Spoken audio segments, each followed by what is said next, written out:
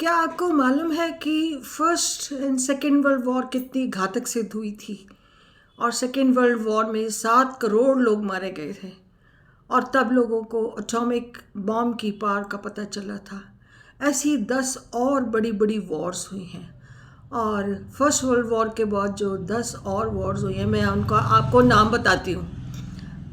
उसके बाद है एशिया पैसिफिक, वो वाटरलू, फिर कोरियन, फिर आबेला गोगामेला वॉर, फिर वियतनाम की वॉर। जो वियतनाम की वॉर थी वो 19 साल चली थी।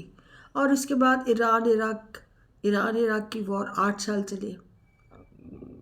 फिर उसके बाद क्रीमिया वॉर, फिर अफ़गानिस्तान की वॉर, उसमें 5 लाख लोग मरे थे। और भारत में जो महाभारत की लड़ाई हुई थी उसका तो आपको पता ही, आपने टीवी में घर बैठे देखी थी क्या क्या हुआ था। आजकल यूक्रेन में, इज़राइल में, फ़िलिस्तीन में, हमास में जो लड़ाई की खबरें आ रही है उससे थर्ड वर्ल्ड वॉर की पॉसिबिलिटीज़ बनती जा रही हैं। क्या आपको मालूम है कि इज़राइल में एक गाय के लाल बछड़े ने जन्म लिया है। उसका रंग बाय बर्थ ही लाल है। और ये जो खबर है ये वायरल हो रही है। दुनिया अब ख़त्म हो जाएगी, ये बात फैल रही है। पिछले 2000 सालों में पहली बार ये बछड़ा पैदा है। और बाइबल में भी लिखा हुआ है कि लाल रंग का बछड़ा जो इज़राइल में पैदा होगा उसके शरीर पर कोई दाग धब्बा नहीं होगा, स्पॉटलेस होगा, उसका सारा शरीर लाल होगा।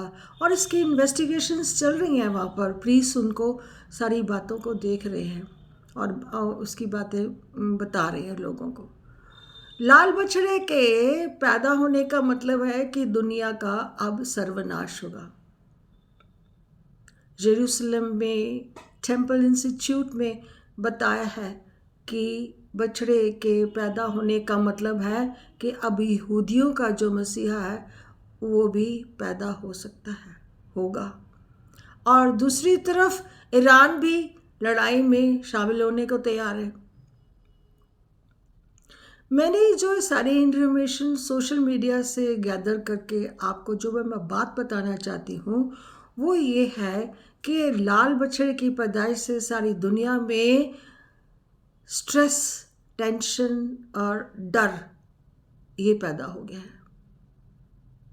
And people are living in the agony of fear in their bellies because soulless things are happening.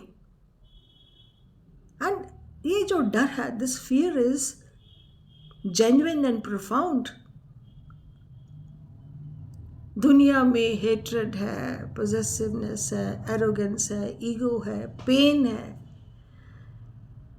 Everybody has become a बेगर। और अपने हाथ में एक कटोरा लेकर दूसरे भिखारी से कह रहे हैं तो मेरे को दे दे। This is what is happening in the world.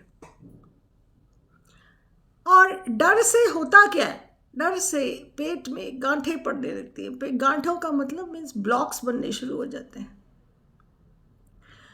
और हम बस एक ही बात को दिमाग में रख के उसी में फंसे रहते हैं और we create our own boogeyman and keep amplifying it और उसी में झगड़े रहते हैं।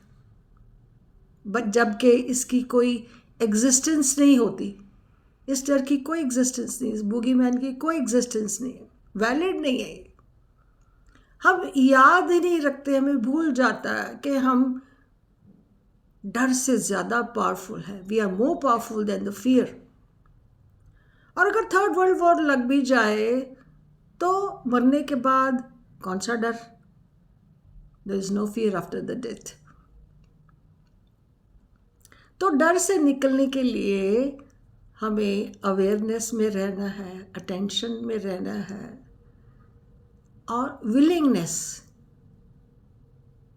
कि मैं तैयार हूँ, अपने मन को डर से निकालने के लिए तैयार हूँ। हम करते क्या हैं? हम अवेयर भी हो जाते हैं, अटेंटिव भी हो जाते हैं, विलिंग भी होते हैं, but we procrastinate, we keep delaying. Doing में नहीं आते हम, जबकि ये awareness, attention, willingness is our treasure. ये हमारा खजाना है. हमने अपने माइंडसेट को कायम रखना है, माइंडसेट को कायम रखना है और अपनी कॉमन नॉलेज से इससे बाहर आना है. अब और ये जब कर रहे होते तो अपने मन से पूछो कि मैं क्या करूं, कि मैं क्या सोचूं, कि मैं इससे डर से बाहर आ जाऊं. तो एक तो कोई भी ऐसा इमोशनल इम्बैलेंस हो जाए तो एक तो अपनी नींद को पूरा करना है और दूसरा अपने सैक्रल चक्रा पर जो नेवल के नीचे होता है उसके ऊपर काम करना है और अपनी जीत को मैनिफेस्ट करना है. और किसी बात को लेकर उसका एनालिसिस नहीं करना, उधेड़ बुन में नहीं रहना, because analysis leads to the paralysis. तो इन बातों के पीछे जो मैं आपको जो मैसेज देना चाहती हूँ कि जब भी ऐसा इमोशनल इम्बैलेंस आ जाए आपकी लाइफ में और आप उसको पहले तो महसूस करो कौन सा इम्बैलेंस है, क्या इमोशन से आपको फाइट करना है. तो फील करो कि God is standing beside you और आपका हाथ उसके हाथ में है. Feel his energies and the power and the strength is flowing into your body, flowing into your body. Feel it. और कहो अपने आप से that God is with me, God is with me, nothing will happen to me, there's no fear.